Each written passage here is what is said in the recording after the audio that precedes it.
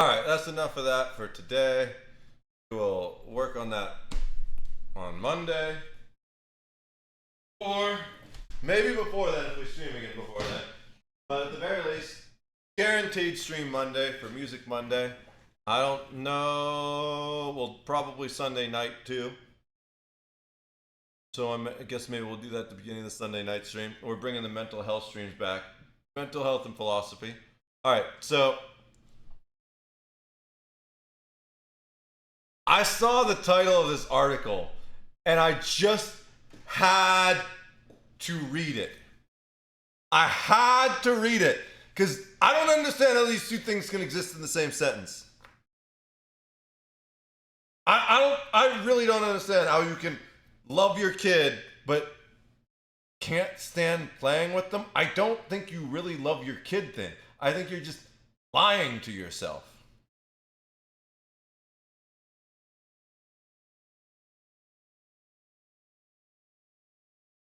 I think you love the idea of your kid, the the fact that you can like you have a kid and you can tell people you love your kid.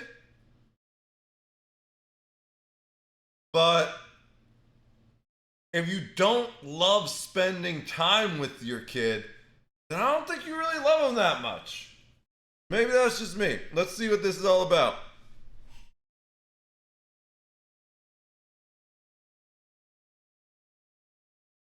Oh my god, dude. This is just already batshit crazy right off the first sentence. I want to suck in my son guy's morning breath so that his particles live in my body where I can keep them safe. I want to rip off his socks and lick the saltiness of his fat toddler feet. What the fuck am I reading? Though it seems to change every hour, I want to memorize his face. I cherish everything about him, but I'd rather do anything else than have to play with him. You don't love your son. You are like the biggest, selfish, most conceited. I think conceited's the right word. Let me double check. That word's been in my head like for a week now, and I just need to make sure I'm using it right. Holding or characterized by, yes, you are the most selfish, conceited mother I have ever heard. Like, this is all about her. I want to use my son as a doll for only the things that make me happy, but I don't care about making him happy. That's what this paragraph says. That's what this first paragraph says. What the fuck this is why kids are so fucked up.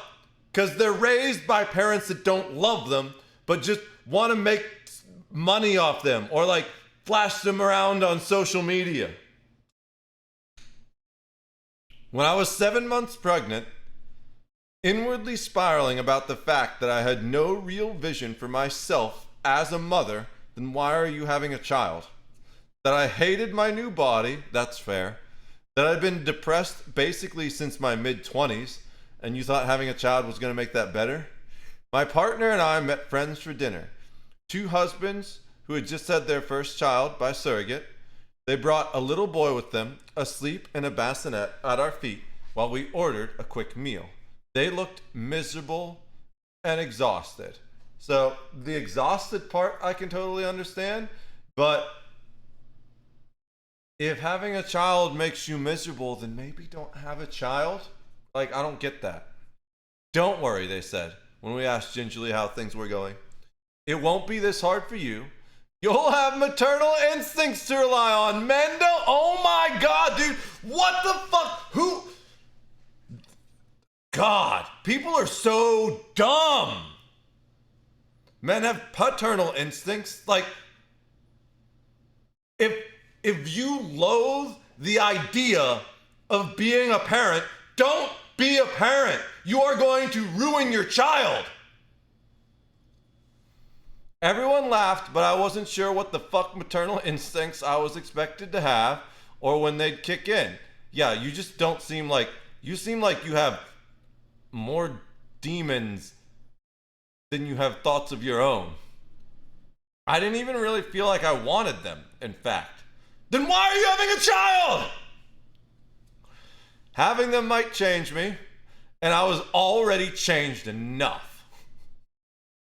Dude, how do people like this exist? Already spending so much energy on the correct way to become a good mom.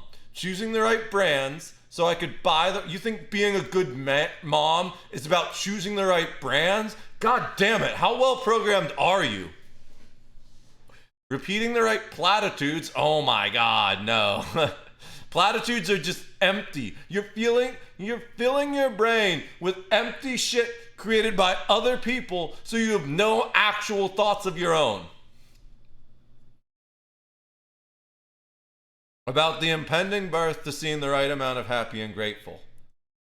Though there is no known scientific evidence for mom brain, it is across the board acknowledged by birthing persons as a symptom that is generally suffered. What the fuck does that sentence even mean?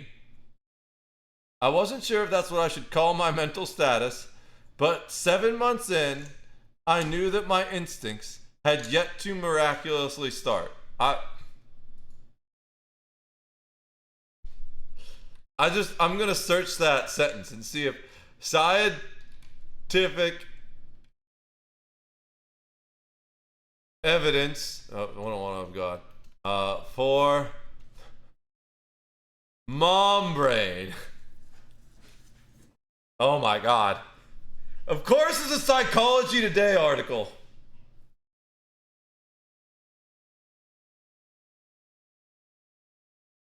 I'm just gonna skim this real quick.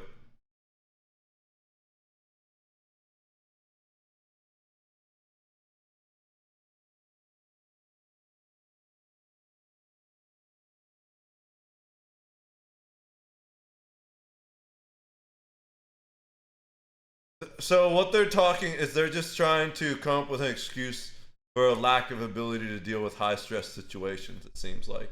This has nothing to do with being a mom. This is just a person who's not emotionally mature enough to have a child. Okay. So we're back to, so like, all right, let's just keep going. All right. Guy wasn't cute when he was born. Who would say that about their own child? Like, I feel like humans should all be sterilized at birth. Like, not saying that, like, this should be forced upon us. Just saying, like, we should be born sterile. And our organs should only start working once we're actually mentally sound enough to raise a child. This is an insane woman that probably is a sociopath, because it doesn't seem like she can love anyone but herself. Oh my God. All right, let's just keep going. And my embarrassment that I didn't immediately love him and find him perfect. You don't need to find him perfect, but if you didn't immediately love him, then you should have put him up for abortion. For abortion. I mean, that too, but adoption. Like, you're just going to, like, all you're doing as a damaged person, raising a little person, is putting more damaged people into an already fucked up world. That is why the world keeps getting worse. She's literally talking, she's throwing shade. She's shit talking her own son right now. Who are you, Hungry Box? Is this a fucking Smash tournament? His head looked like it had been through a froyo machine the first time I saw him, and his eyes crossed and diluted in anything but semi-darkness. He was so scrawny, with translucent skin and blue veins stretched over his amphibian bones, fresh out of amniotic water. Most women I talked to in those months said things like, "Don't you wish you could bottle the smell of his head?" Shamefully, his baby smell never did it for me, and the idea that I would find joy in something as ephemeral as his scent seemed like I was tempting the fates to take him. Okay? I mean, I don't. Dude.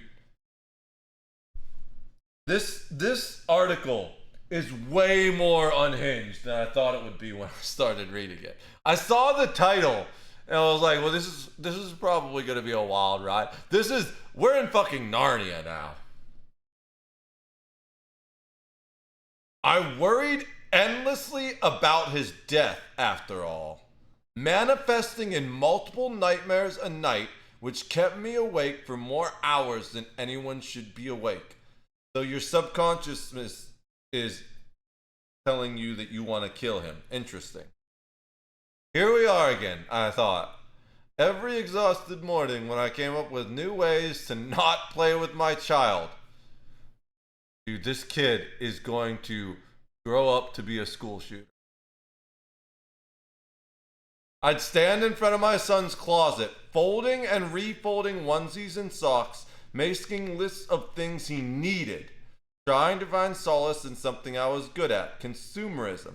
She literally is just a robot, programmed to buy things and hate herself, so she buys more things. And so she was like, let's have a little human that I can hate too. Which never seemed to work, obviously. Or I'd leave him here and there in the care of other women whose help I was so lucky to be able to pay for. A privilege utterly unavailable to most mothers raising their child without community. Oh my God. Oh my God. She's a leftist. That's the problem. This.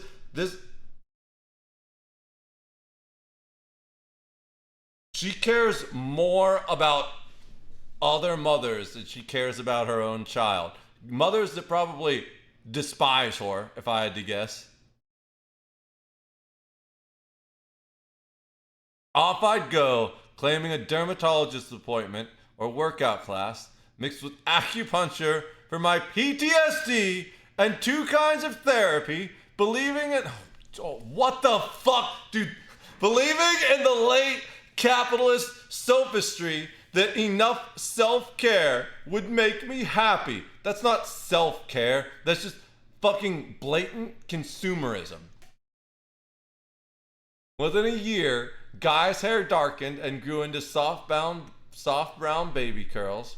His big Tweety bird eyes solidified in their sockets, and his full pout gave him the look of a tiny rock and roll star, pursing for a long-legged Bambi love interest. There you go. He started. Now she's actually. This is the first time she's said anything nice about her child. We are halfway through the article, and she finally said one good thing about her kid. This kid is so screwed. And it's probably not going to last beyond this paragraph. Just a hunch. He started talking and almost immediately became a little jokester. He's gentle and loving. I am proud of him. Proud of his kindness and curiosity. I wonder if he's actually these things, but we're going to get to that in a moment. However, I have to admit, music class at the local library, playdates, playgrounds, parks, and pretend still make me want to do almost anything else. Still make my brain feel numb and bored and uninspired, desperate to focus on something more adult. I don't think this woman's ever been an adult in an entire life. How is this adult? Like, what the fuck? That's childish high school bullshit. She never grew out of her senior year. Probably didn't even grow out of her sophomore year.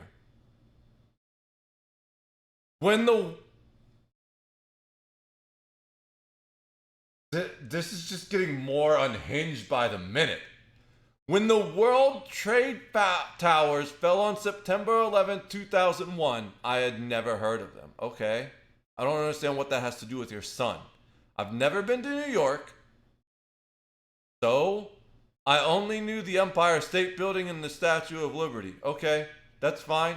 I hadn't heard of the World Trade Towers either. I don't understand what the point of any of this is. Like, what? Okay. Which has a poem at the base that I had to memorize for history class when I was in 8th grade in Indiana, just a couple of years before. The world was different than I guess. I still don't know what any of that had to do with your son. The internet was nascent. She's just using a bunch of big words. Like, I just want to make sure I understand the nuance of this word.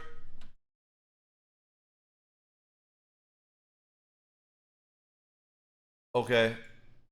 I that was unnecessary. I I think she thinks using big words makes her sound smart, but I would encounter this a lot when I used to have to peer review political science articles, like actual journal things. You get like these political scientists, they think that like throwing obscure or like 5 syllable words into their article makes them sound smart, but all it does is decrease the readability, which then makes it harder to get your point across. I wasn't allowed to watch Sex in the City or even Felicity. Okay. I mean, I don't know what Felicity is, but I can understand why they wouldn't have wanted you watching Sex in the City. It's, I don't think that's this bad show, but it's in more conservative circles, I can see people not necessarily liking it. All I knew of New York was from the bell jar and tree grows in Brooklyn, or the stories my maternal grandparents told me about their American dream childhoods. I still don't understand what this has to do with you being a terrible mother, but continue. Super casualistic, extra band smart now, right? What's up, bro? How's it going, Medi? I saw you streaming earlier. What was it, dude? I don't remember. Why can't? Why is it doing the? Oh, because I'm on Brave and I don't have things set up here. There we go. How you been, bro? I'm back to being a full-time content creator, by the way. So expect more of this, guys. Check out my bro medicated outrage. Sounds like a chill spot. Maybe a little. What? No, bro. This Frosty Tools needs to up its game. Ain't nothing too chill for my taste. And Medi Outrage is chill as fuck. They say they do stuff, but what kind of stuff? I'm not saying what they're up to no good, but, well, let's just say I've seen some things. Okay, that was like 2 on the nose. Chill the fuck out. Chill the fuck out, AI. Alright. Glad to have you back, bro. Glad to be back. Let me get some appropriate, dude. I am so scuffed. I can't even type in my own chat. Thanks for stopping by, bro. Well, oh, Guild Wars 2, yeah. I was like, bro, I haven't played that game in 4 years. I played it for a little while. I didn't like the combat that you had to stand still to do shit. I'm planning to do some ESO later in the stream, but I spent the first 3 hours ranting about politics. Well, I guess, yes, actually specifically about politics. Normally, I try to talk specifically about philosophy rather than politics, but DJ Samps was very much in on the whole politics. I don't get why people want to talk celebrities instead of talking about ways to fix the country, because that's all politicians are to me. It's like a bunch of celebrities that are lying to you so they can take your money and then make laws for you to follow that they know they're not going to follow. So like why don't we just talk about other things instead? But people like to talk about their favorite celebrity that wears the red tie or the blue tie, and it's like, all right, I'm here to entertain, so let's do it. You know? I know I made the comment about the gun shows. Oh, you did, dude. Oh yeah. Holy shit. You're the same color as him in chat, and you both have the VIP badge. And even though his name is shorter, he has two other badges. So like my brain, especially because my eyes suck and I probably need new glasses, my brain just puts you as the same people. You've been here for so long, bro. I'm sorry I didn't say hi to you earlier. I feel bad now. You've been here for at least an hour and a half, maybe two. Because that was towards the end of it, but definitely like right around the middle of it. All right. But this article is absolutely unhinged. This is the wildest shit I have read in years. I'm not even kidding. 20 years later. What? I still don't understand what any of this had to do. What does this whole section have to do with why you hate your son? Anyways, 20 years later, when I was established in my career as an art dealer, I took a call from a friend who was a curatorial representative at the Oculus, Culturval's monolithic, spine-shaped surreal hub, which replaced some of the falling buildings at Ground Zero.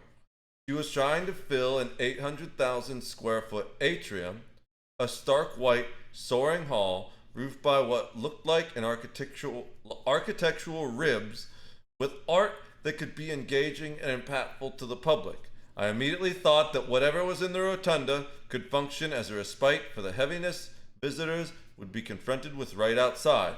I started searching for something big and optimistic for her. 2 entire paragraphs that have nothing to do with anything so far. Nancy Rubens, an American sculptor who makes large-scale works by transforming... I don't even think this is a woman. I think this is just a demon that somehow consents itself into flesh form. Because none of this has any sense to do with anything. An American sculptor who makes large-scale works by transforming heaps of industrial-made items, like mattresses or single-person airplanes, into impressive sculptures, came to mind. One series, Rubens took aluminum animal shapes, reclaimed from playgrounds, and welded them together in rhizomatic... Dude, she's just throwing the biggest words she can in there.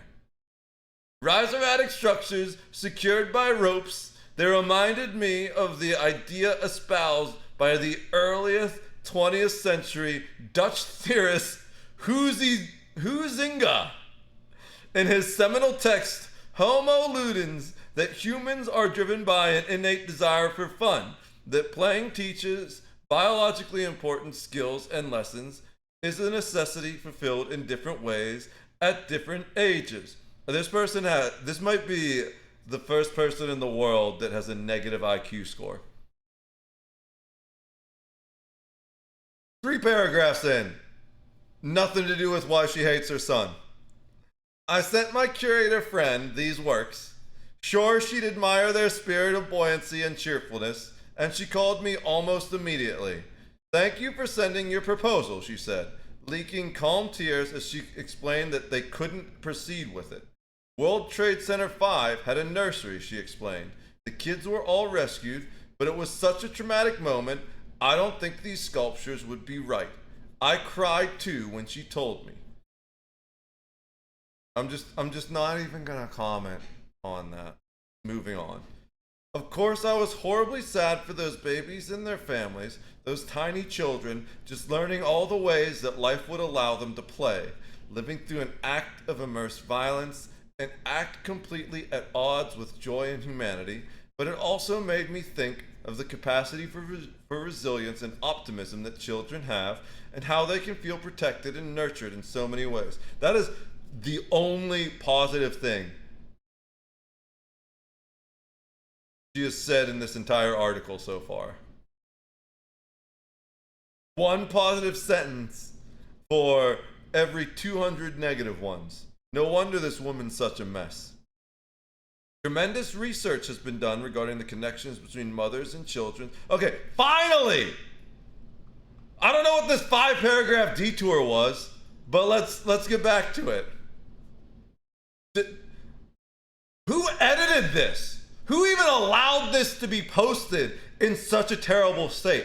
Honestly, there is so much editing that needs to be done with this that when I was the editor of my college newspaper, I would have sent it back to the writer. I would have been like, cut 50% out of it and send it back to me. Tremendous research has been done regarding the connections between mothers, and what I really want is like only 25% cut out, but you gotta like tell them cut 50% out, and then they'll like maybe cut 20%, and you'll be like, okay, I can get rid of the last 5% myself. Tremendous research has been done regarding the connections between mothers and children and types of interactions that leads to kids becoming successful adults. Like, this would have been one of the 5%. That is an entirely unnecessary sentence. Thank you, Captain Obvious. Like, who doesn't know that? Why would you even write that? It's such a massive waste of time. Just start the paragraph here. The psychologist Beatrice Bebe, I don't know, has written extensively about the importance of simple recognition. That is a much better first sentence. Just, both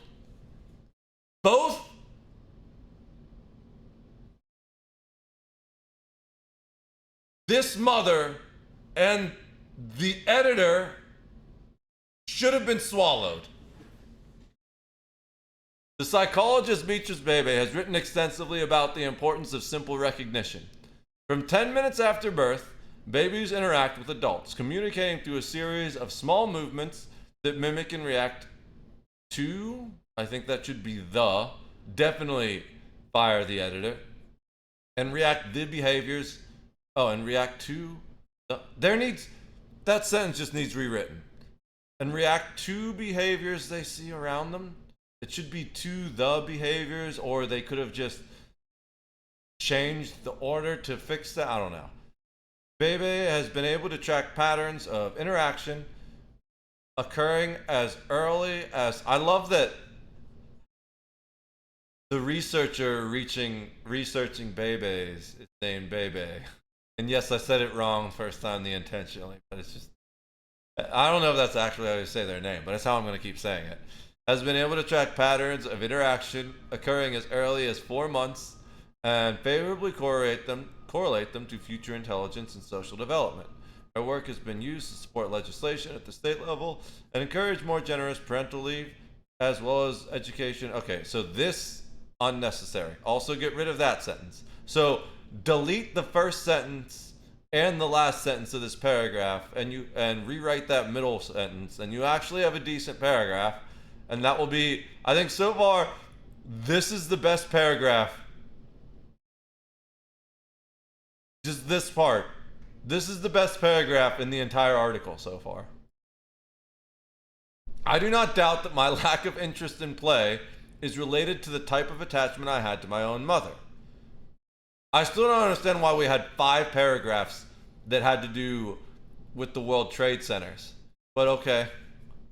Who wasn't so into play herself, which I would guess could be in turn related to how she interacted with my grandmother and so on. So you're saying you realize that this evil shit is just perpetuated through generations. So your solution is to have a child yourself and fuck up another child the same way. Oh my God. Okay. I also do not doubt that a factor in my feelings on play was my own mental state after Guy was born. For traumatized mothers, why are you a traumatized mother? You haven't explained that to us. One who has less than perfect childhood themselves. Well, wait a minute. Okay, let me just read this whole thing. Or maybe those who suffer from any sort of postpartum depression, which is absolutely normal, and disappointment with the narrative surrounding motherhood. That's also not absolutely normal, but entirely reasonable. Like me, connecting to and recognizing the emotional states of babies can feel like more of a challenge. Okay, but why are you traumatized? Are you telling me that the act of having a child is what traumatized you? That's fucking insane. I thought maybe it was like an abusive partner or something. That's why I was like, wait, let's okay, maybe it is. Maybe she'll go into what the trauma was. When you have a child, by any means, you owe it to that baby to do your best to love it and teach it to be loving. True. But perpetuating unattainable and unnecessary norms of what motherhood should look like, when research shows us that interaction not specific to play, I don't know about that part. I think she's just coping with that. Like, just cut that out.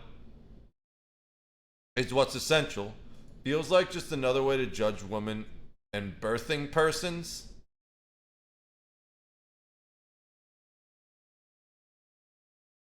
This creature is more demon than human. Indeed, we need to be facilitating conversations about all the ways being a mom can look. There are wonderful parents for whom playing is second nature, and others like me for whom it's not. No, you're not a wonderful parent. You're just not even deserving to be a parent. If you can't play with your children, don't have fucking children. This is.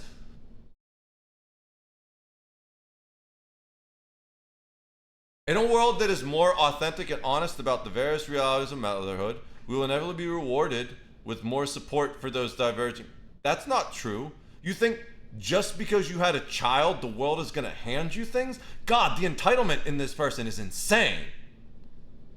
A greater sense of community among parents. Why? Why? There's no logical reason to believe that at all. I know plenty of parents that don't like each other at all. That this is insanely irrational. And a more broad and diverse narrative about what parenthood can be. So parenthood is raising your child to be a decent human being. I don't know how you can be like it's just one thing. How does it need to be a broad and diverse narrative? Are you saying like basically she's saying she wants excuses to not be a parent, but still have the benefits of being a parent? You can't have your cake and eat it too, bitch. Which is essential to creating a world that is more just and equitable for all types of mothers everywhere. Copium.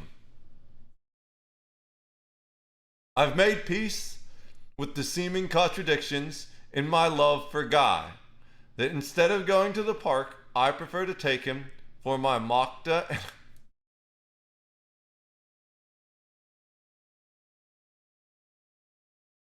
You're still a goddamn fucking 7-year-old in your brain. You don't want to play with your son because you want to play. You're too fucking childish to have a child. I prefer to take him for my Mokta and baked good outside of traditional meal times, or that I bring him as I run my errands, asking him questions about school and life. It's okay that I found the types of... Is it? Is it? It's okay that I neglect my son's wants for my own, is what that sentence is saying. And I only do it in small bursts, like 15 minutes? Bro, this is like the most neglected child in the universe. It's okay when he asks me to engage in other types of play, I make a clear boundary. Dude, this is such an evil person. It is insane. Mommy doesn't have fun doing that, but I will be right here reading while you do it, and then we can talk about it. Holy shit. Dude, I had no idea what I was getting into when I clicked on this article. Everybody likes different things, and she doesn't like being a mother, apparently. His daily effusive joy and happiness is proof that he knows he is cared for and feels like that he feels connected to me, that he knows we can lovingly interact even if not via games of pretend. I feel like this is one of those women that says, "Oh, he's such a kind and loving and generous. He feels so connected to children." Meanwhile, he's like shoving pencils up other kids' noses. Guy and I have our own world where we are enveloped in a bubble of our love. So far, all you have done is talk about how much you hate your son. Do you not pay attention to your own words? As different as it may appear when compared to other people's bubbles. Yes, because it's not a bubble of love, it's a bubble of hate, you stupid fuck. When I walk down the street holding his small warm hand, he's a pet to you. That's all he is. Listening to him point out the new words he's learned, like double-decker bus or maple tree, and his sweet little stammering voice. When he asks me to stop at every deli to smell the dyed flowers outside in their plastic buckets and proclaim that each of them is yummy. When he puts new sneakers on his pudgy, clumsy feet and walks like he put on new legs, I'm so filled with pride and love and connection that exists with no one else. He's